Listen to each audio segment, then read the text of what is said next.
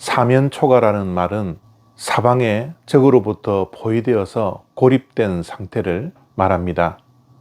아무에게도 도움을 받지 못하고 외롭고 곤궁에 빠져 있을 때 우리는 사면초가라고 말을 합니다. 어려움을 당했을 때 전혀 극복할 방법이 없을 때를 사면초가라 그러죠. 오늘 욥을 보면 사면초가라는 사자성어가 연상될 만큼 욥은 극심한 고난에 처해 있었습니다.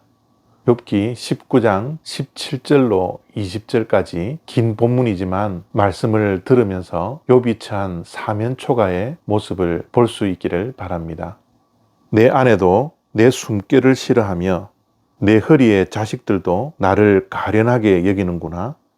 어린아이들까지도 나를 업신여기고 내가 일어나면 나를 조롱하는구나.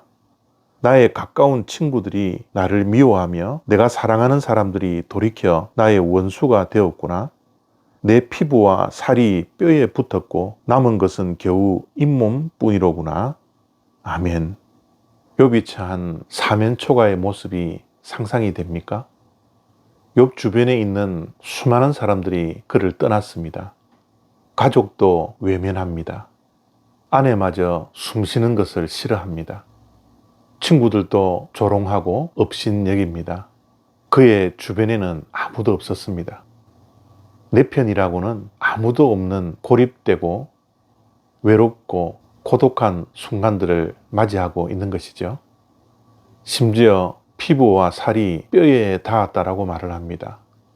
남아있는 것은 이빨이 다 빠지고 잇몸만 남았다라고 자신의 건강 상태를 표현하고 있습니다.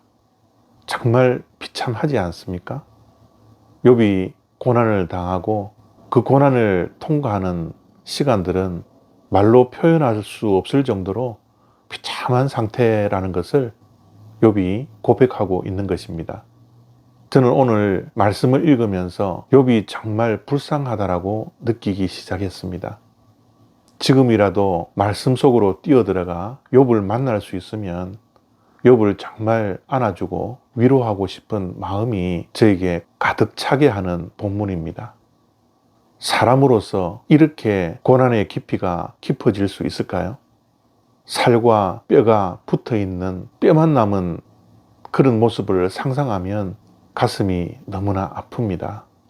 인간으로서 가지는 최고의 고난이지 않을까요?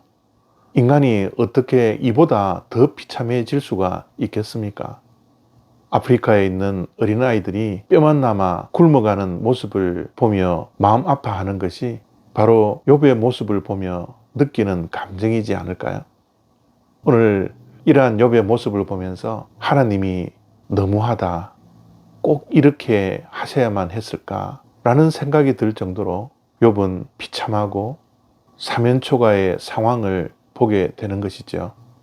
그런데 하나님께서 저에게 은혜를 주셔서 욥의 모습을 보면서 예수 그리스도의 십자가를 연상하게 했습니다. 예수님의 십자가의 고난은 욥의 고난과 비교했을 때 어떤 것이 더 중요했을까요? 예수님의 십자가, 고난, 십자가에 달리시기 전 받았던 조롱과 업신여김, 그 비참함도 우리의 인간의 언어로 어떻게 다 표현할 수가 있겠습니까?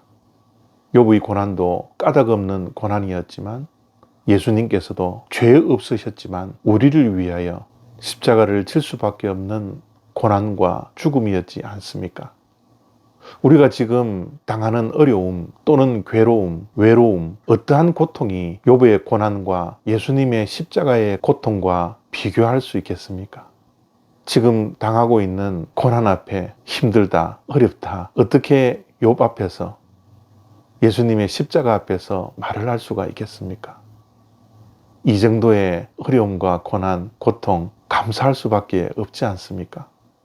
오늘 이 영상을 보시는 성도님들 가운데 혹시 어려움과 힘듦과 사면초가의 상황을 맞이하고 있는 분 계시지 않습니까? 욥의 고난을 생각하시면서 예수 그리스도의 십자가의 고난을 생각하시면서 오늘도 하나님께서 은혜로 우리를 버티고 견딜 수 있는 힘을 우리 모두에게 허락하시기를 원합니다. 감사합니다.